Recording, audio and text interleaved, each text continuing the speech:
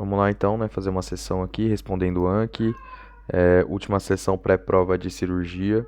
Responder essas perguntinhas finais aqui. Depois eu reconstruo o baralho. E aí reconstruo já, não considerando, não considerando mais o tempo de resposta, não considerando mais a agenda, mas sim com repetição mais curta, né? Para as que eu errei num processo de aprendizado mais relacionado à memória de curto prazo. Né? Então vamos lá, segunda parcial aqui de cirurgia, estudar agora a displasia mamária, conhecida também como mastite crônica. Mastite crônica, esse é um termo que não faz sentido. Né? Mastite cística crônica, alteração funcional benigna da mama, né? Mastite cística crônica, se localiza nas formações lobulares, mas é mais para lembrar desse termo que isso existe. Eu nem sei se ele vai cobrar muita mama, eu acho que provavelmente não cobre mama, inclusive, no, no exame de hoje. Definição de divertículos esofágicos. A gente tem a definição de divertículo em si, né, a protrusão sacular da parede esofágica de natureza adquirida.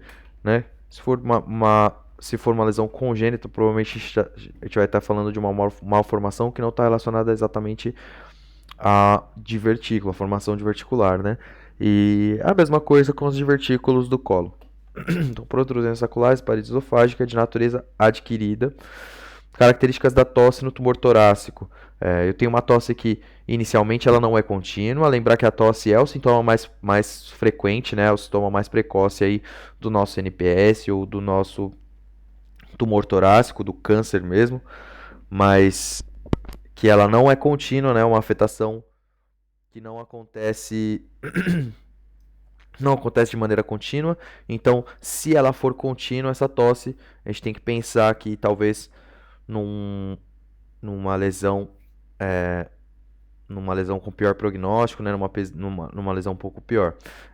Sobre as características da tosse, né, então eu tenho uma lesão que acaba por produzir obstrução, ali está causando certo grau de obstrução, produzindo irritação, mas ela não é secretiva, né, não é um tumor que está secretando luz bronquial para eu expectorar.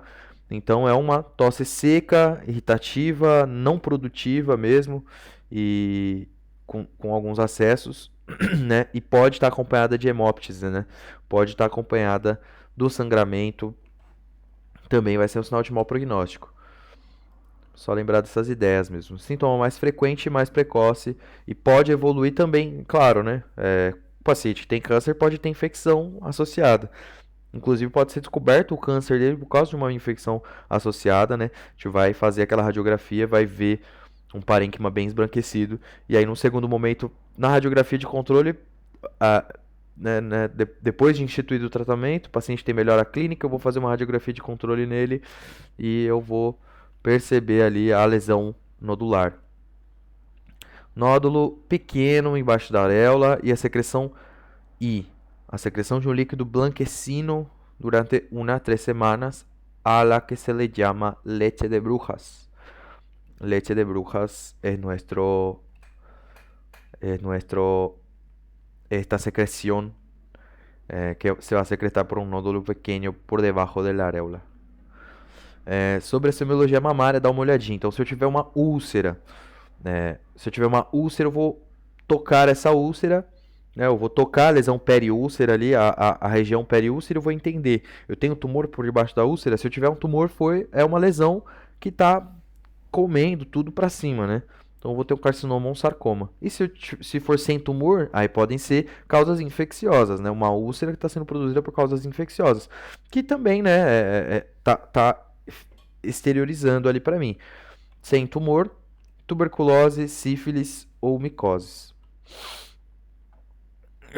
Difícil de lembrar, né? A tal coisa é conhecida como mastite cística crônica, né? A displasia mamária. Os tumores malignos da mama têm as seguintes características. Vamos lá, a gente vai ter uma lesão que é menor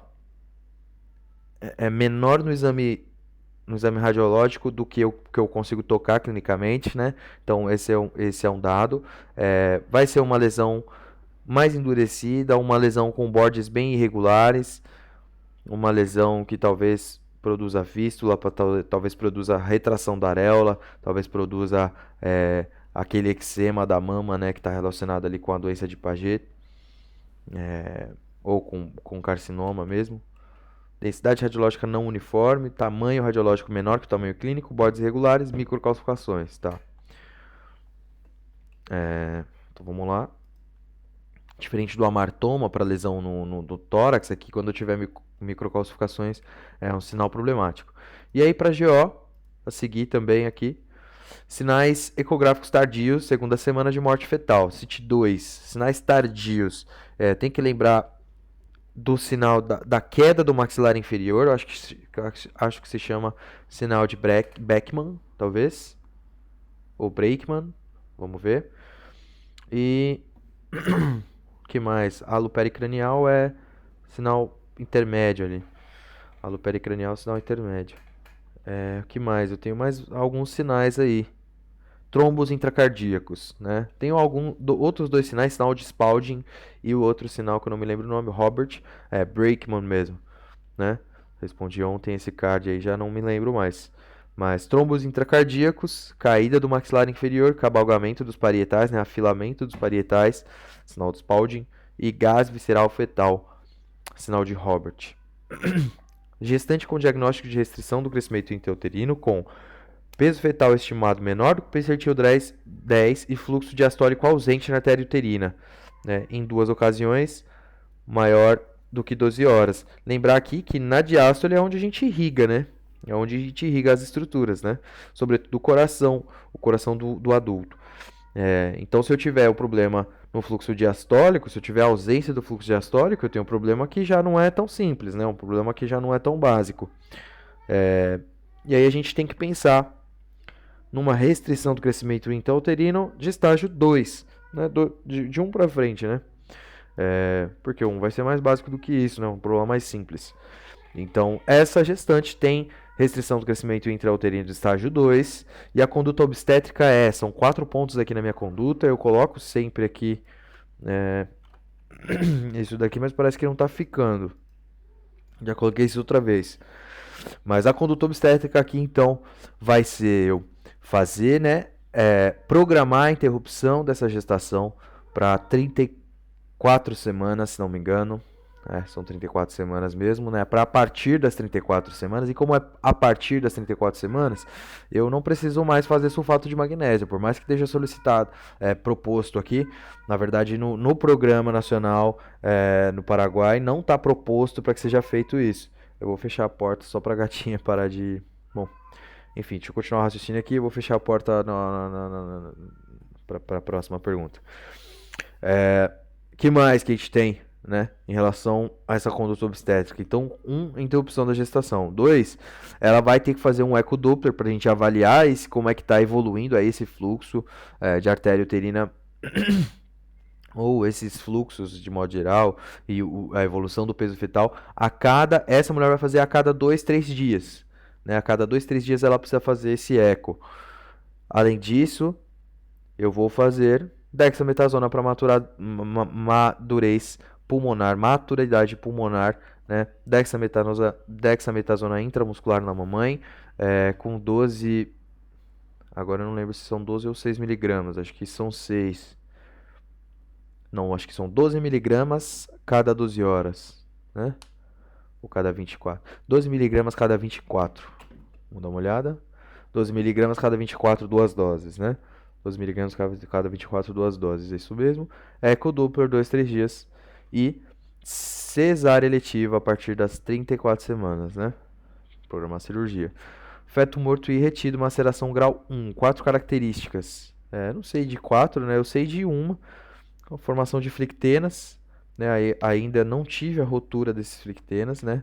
Maceração grau 1 vai acontecer para mim entre a 9ª e a 22ª semana, se não me engano.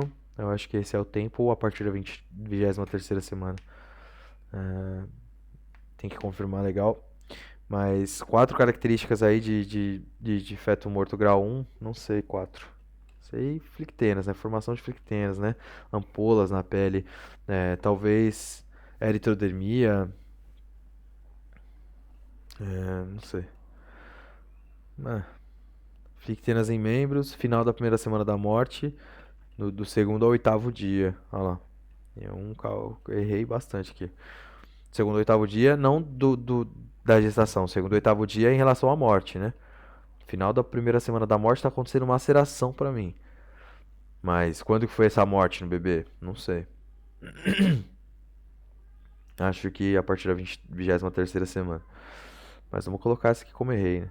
Feto morto e retido em que há descamação que afeta a cara e o couro cabeludo, a abóbada craniana amolece, âmnio e córón ficam de cor achocolatado. Qual que é o diagnóstico aqui? Maceração grau 3, se não me engano, né? Maceração grau 3. Maceração grau 3. Deixa eu ir lá e fechar ali porque ela tá fazendo bastante barulho.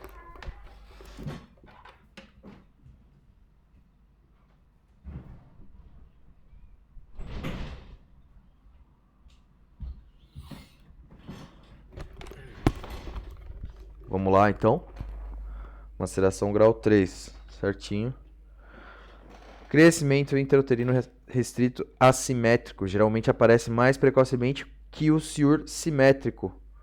Não, na verdade não, né? Na verdade, o ciúr simétrico aparece mais precocemente, uma afetação do bebê como um todo, né? De maneira geral. Então, se a gente tiver uma infecção, por exemplo, a mãe com uma infecção, a gente tem uma infecção congênita, né? Uma rubéola, ou citomegalovírus, ou cromossomopatias, trissomia de Down, trissomia do 21, síndrome de Down. A gente vai ter essa afetação, né? Essa afetação mais simétrica desde o início da gravidez. E o crescimento intrauterino assimétrico acaba por surgir mais no começo do terceiro trimestre, mesmo mais para o fim da gravidez, e geralmente decorrente de doença hipertensiva do embaraço, enfermidade hipertensiva do embaraço. Geralmente vai surgir por conta dessa condição, que vai se pronunciar mais e vai causar mais afetação placentária nessa temporalidade, né? Nessa temporalidade aí de terceiro trimestre. Então, falso, né? De acordo com a gravidade do quadro, a sequência de alteração na ecografia Doppler da gestante é... O que vai alterar primeiro? Aqui está como artéria umbilical, artéria cerebral média e ducto venoso. Mas antes da artéria umbilical, a primeira alteração que eu vou ter é na artéria uterina, né? Na artéria uterina. É o que eu... É o único raciocínio que eu posso pôr, mas no slide dela tá desse jeito, é duro, né? Vai alterando a próxima estrutura de acordo com a gravidade, mas é isso mesmo. A artéria umbilical, a artéria cerebral média do bebê e ductus venoso do bebê também. Artéria umbilical também do bebê. Definições. Morte neonatal precoce, né? Vai acontecer para mim desde o nascimento até os 7 dias incompletos do bebê. Morte neonatal tardia, a partir dos 7 dias até o 28º dia. Pós-neonatal, é do 28º a 365 dias. Perinatal é desde o início, desde a gravidez, lá 22 semanas, 22 semanas, até o 7º dia, perinatal. 7 dias incompletos, isso mesmo. Sinais ecográficos precoces, menores que 2 dias, de morte fetal. Quais são esses sinais? Sinais ecográficos precoces, menos de 2 dias de morte fetal. Eu vou ter diminuição no fluxo, não, né? Colapso de aurículas, né? Colapso de aurícula direita. Eu vou ter colapso de vasos sistêmicos, né? Veia cava inferior, por exemplo. Né? Câmaras ventriculares, aurículas planificadas e colapsos de vasos sistêmicos, aorta, cava, cerebrais, cordão.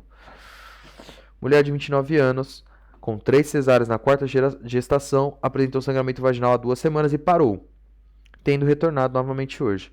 O sangramento é moderado, o aspecto é de sangue vivo e a gestante está estável hemodinamicamente, né? O diagnóstico, placenta prévia. Tem 35 semanas de gravidez. Frente ao quadro apresentado, é correto realizar toque vaginal. Não pode fazer toque vaginal na placenta prévia. Já indicar cesárea por 3 cesáreas anteriores. Bom, é algo a se pensar, né? Uma mulher que tem placenta prévia, eu preciso indicar cesárea mesmo. Pedir ultrassonografia, investigar a localização placentária e possível acretismo. Agora vamos lá. 4ª gestação.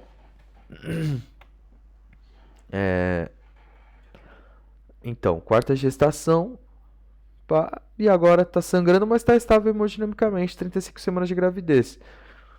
Ela não tem contração, então inibir contrações não faz sentido. Indicar cesárea por DPP, pois já está com 35 semanas. A gente tem indicação de cesárea aqui? Tem indicação de cesárea, mas é o quadro de DPP? Não é, né? Não é, não fala nada sobre atividade uterina. Então, acho que o mais que faz mais sentido aqui é pedir ultrassonografia aqui, investigar a localização placentária e possível acretismo. E aí depois, com certeza, a gente vai programar aí a gestação dela para provavelmente 37 semanas, né?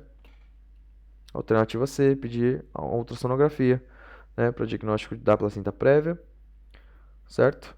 E vamos dar uma olhadinha em gestantes a termo, apresentando sangramento intenso, o parto deverá ser realizado. Mas nesse caso dela aqui, ela está com um sangramento moderado, sangue vivo, mas ela está estável hemodinamicamente, né? E aí vamos dar uma olhada em gestante de sangramento ativo e feto prematuro, devemos adotar a conduta expectante e programar a interrupção eletiva com 37 semanas, né? Então a conduta estava certa, o raciocínio também. Arsenal terapêutico para a indução de parto em caso de morte fetal. Arsenal terapêutico para indução de parto em caso de morte fetal. É o mesmo arsenal terapêutico do que eu vou usar para fazer o parto. Indução de parto, em caso de não morte fetal, em caso de bebê vivo. Vamos lá então, né?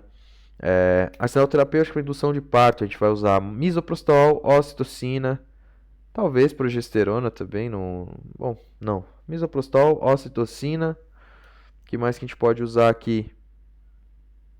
Beta-mimético, né? Não beta-bloqueante, mas beta-mimético. Não, beta-mimético é tocolítico.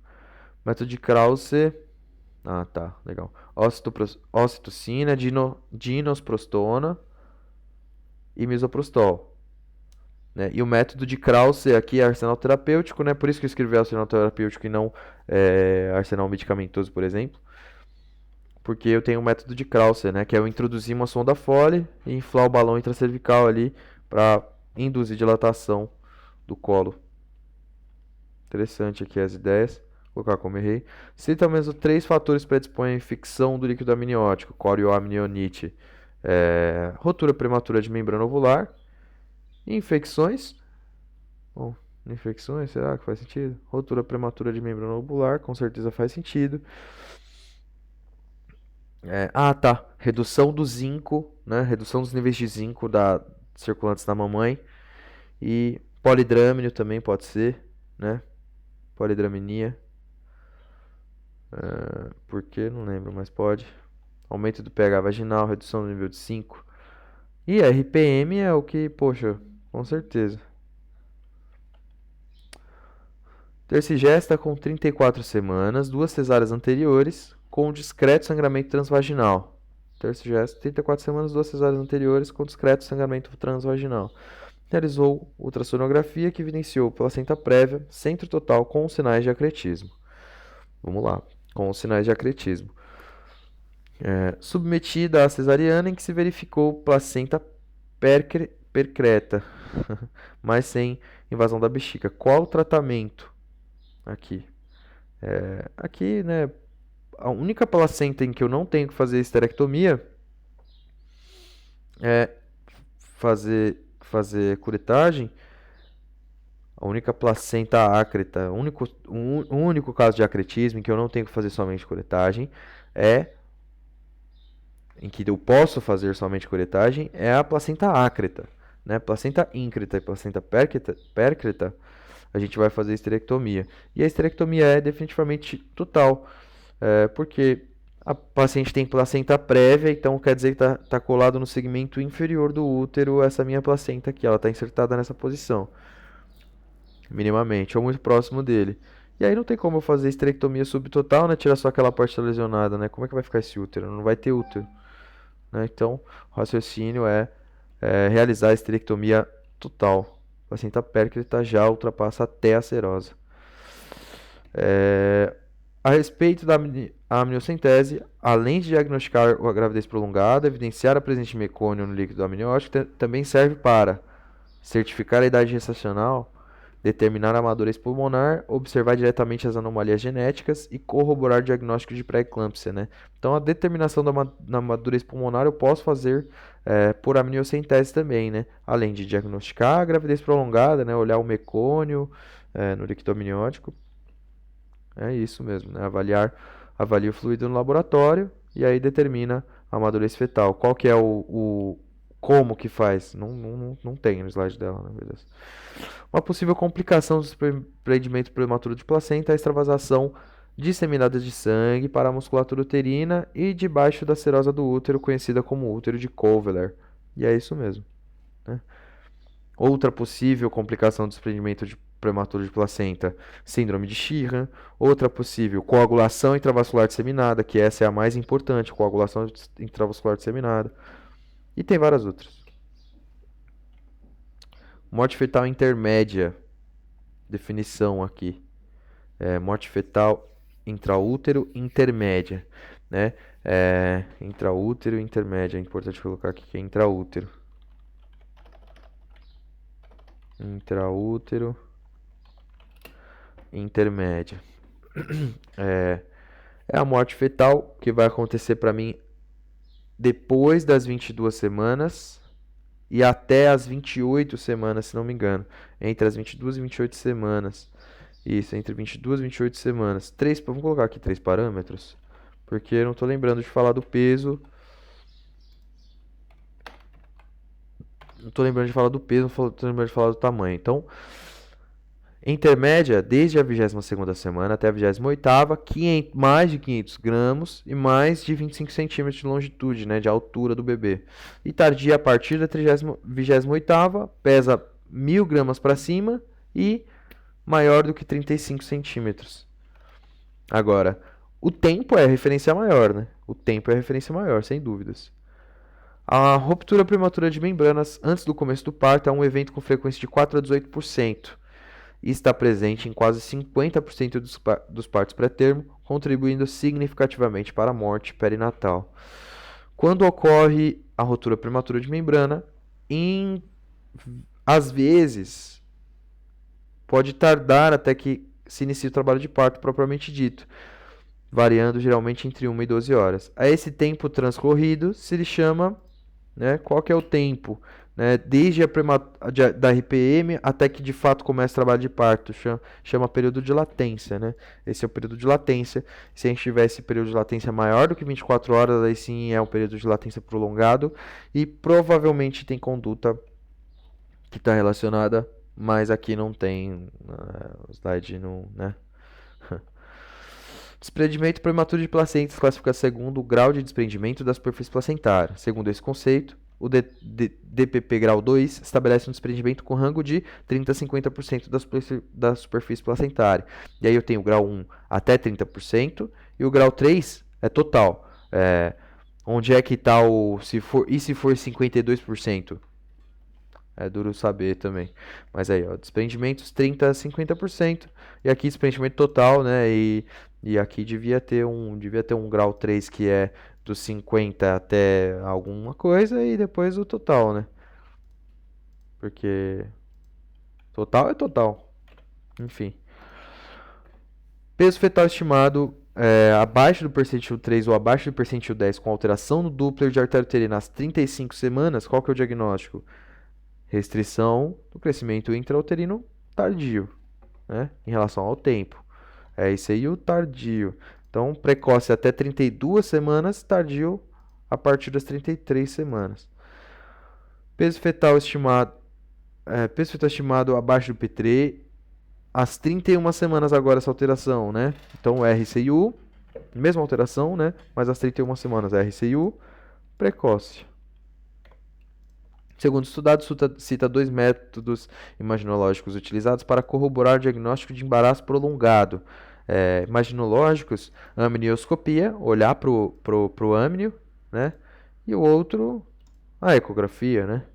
Ecografia, amnioscopia e ecografia. Né? E se eu olho ali para a bolsa, né? Para o saco amniótico, eu consigo ver o mecônio, avaliar o oligoâmnio, né? Essa bolsa vai estar menor um pouco. Ver o vernix caseoso, que vai me indicar também que é é um bebezinho que está lá há bastante tempo. Quatro principais complicações graves de DPP para a mamãe: coagulação intravascular disseminada, útero de Kohler, síndrome de Sheehan e 4. Síndrome de Sheehan e acontece outra coisa, com certeza, né? Não lembro mais. Insuficiência renal aguda. Claro, insuficiência renal aguda. Lembrar aqui que o útero de Kohler é apoplexia útero placentária, atonia uterina, pois sangue infiltra o miométrio, geralmente requer esterectomia. Ou então dá para fazer aquela cirurgia, né? Quando eu tenho a atonia uterina, dá para fazer aquela cirurgia para tentar segurar ele, né? Mas insuficiência renal aguda, que foi o que a gente errou ali. Paciente multípara cesareada anterior, gestante de 28 semanas e portadora de diabetes mellitus tipo 2. Tem fator de risco bom para PP e para DPP. Mas mais para PP, né? Chega ao serviço de urgência com dor abdominal intenso, hipertonia uterina e sangrado uterino. Ao exame físico, PA 87,58, frequência respiratória de 28, cardíaca 126, BCF 160, ali na limítrofe, né? Considerando as características clínicas, marque a opção que descreve o diagnóstico presuntivo mais provável, DPP, desprendimento prematuro de placenta, né? Até o momento, né? Até que se prova o contrário nesse momento. Hipertonia, frequência respiratória e tal, segunda metade, dor intensa. Opções de tratamento cirúrgico para incompetência isquímico-cervical. Técnica de McDonald, técnica de Schrodkar, técnica de Benson-Durfee e técnica de Espinosa-Flores. Benson-Durfee. E aí lembrar que o McDonald é o mais utilizado, né? Eu vou fazer ali quatro suturas basicamente na pele, no colo cervical, e usando a cinta de Mercelene. Se não for possível, pode usar Prolene, Vicryl, nylon ou seda. Certo? Cabo grosso aqui, para evitar secção iatrogênica do cérvix, é pegar uma porção bem grande ali do meu cérvix, né? Usando Alice, provavelmente, né? A gente vai pegar bem grande ali uma porção do cérvix e puxar para frente para poder fazer as suturas. Porque se eu pego uma porção pequenininha, né? Corre mais risco de eu arrancar um pedaço ali de cérvix. Mulher comparece na emergência relatando sangramento vaginal de moderada intensidade associado a cólicas. Refere atraso menstrual de 10 semanas, não tem ultrassonografia, né? Não tem ultrassonografia. Ao exame físico, bom estado geral, hidratado, eupneica, PA sempre 60, abdômen flácido, levemente doloroso em região suprapúbica, fundo de útero não palpável. Toque vaginal, colo uterino fechado, sangramento discreto. Qual a hipótese menos provável para o caso acima? Né? Então, ela pode estar com ameaça de abortamento? Pode, né? Pode. Ela tem abdômen levemente doloroso ali, teve sangramento vaginal de moderada intensidade, né? Então, pode ser sim. Sangramento discreto, está tendo sangramento ainda. Colo de útero pode ainda estar fechado. Pode ser abortamento completo? Pode. Né? Segundo a minha capacidade, minha possibilidade de avaliar aqui, eu não posso garantir que a mulher sabe o que saiu de dentro dela ou não, se saiu o feto ou não. Então, né, olhando ali para um colo fechado, pode ser passou e o colo está fechado. Pode ser gravidez ectópica? Pode ser gravidez ectópica, gerando um sangramento ali, né? Gravidez ectópica, implantada num sítio em que não era para estar sendo implantado, só pelo sítio da implantação mesmo já pode sangrar, mas ela pode estar rotando, né? E abortamento inevitável? Abortamento inevitável não. Porque o abortamento inevitável eu tenho que pensar no conceito de que eu não consigo fazer nada para evitá-lo. Ele vai acontecer na minha cara. Então, esse colo, uma das maneiras de eu segurar um abortamento, por exemplo, é o suturar, né? Fazer cerclagem. Se for a incompetência, se for em caso de incompetência isquímico cervical com história. E como é que eu vou fazer isso aí se o colo tá aberto? Não dá. Tá com a cabecinha da criança ali conseguindo ver. Não teria como fazer. Mas no caso dela, que colo uterino fechado, abortamento inevitável é o que não pode ser, né? Letra D. Gestante a termo, chega com dor abdominal intensa e súbita, associada a sangramento vaginal e parada de movimentação fetal. Apresenta hipertonia uterina, ausência de batimentos fetais, colo impérvio e sangramento vaginal moderado.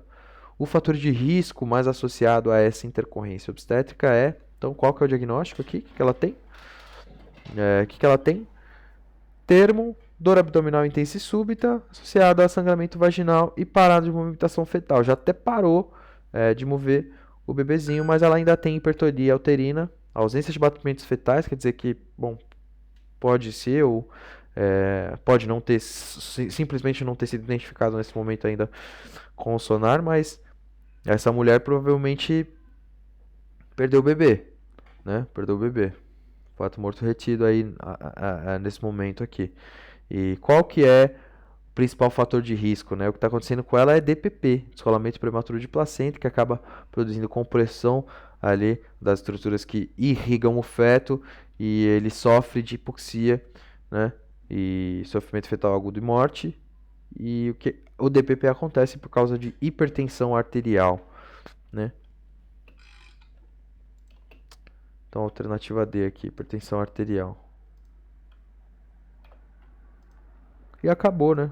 Acabou GO, acabou cirurgia. Surgiu de novo aqui outra perguntinha aqui de cirurgia que eu coloquei como errada, né? Displasia mamária, conhecida como mastite cística crônica, se localiza nas formações lobulares.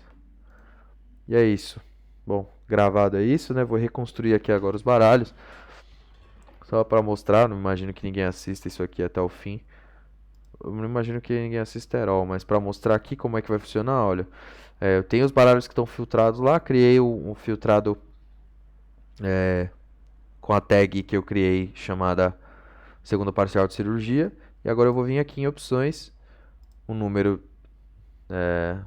de cards está correto, só que eu vou desclicar aqui, ó, reagendar cartões baseados nas minhas respostas nesse baralho. Não quero mais reagendar os cartões, né, de acordo com essa programação aqui embaixo. Eles não vão ser mais reagendados. O que eu vou fazer é repetir os cartões com falhas após 5 minutos. Então agora quando eu falhar, ele vai reaparecer para mim em 5 minutos. E eu não vou colocar em modo aleatório, eu vou colocar criados há mais tempo aqui. Criados há mais tempo. Acho que essa é a ideia, né? Mais antiga data do primeiro estudo. Não, vamos criar criados há mais tempo mesmo. Ah não, mas antiga data do primeiro estudo faz sentido aqui também. É isso, 267 cards. Vou fazer a mesma coisa aqui com ginecologia, né? Tira aqui, 5 minutinhos e mais antiga data do primeiro estudo. Aqui eu tenho menos cards, né? Em GO. Tomara que dê tudo certo. E é isso aí.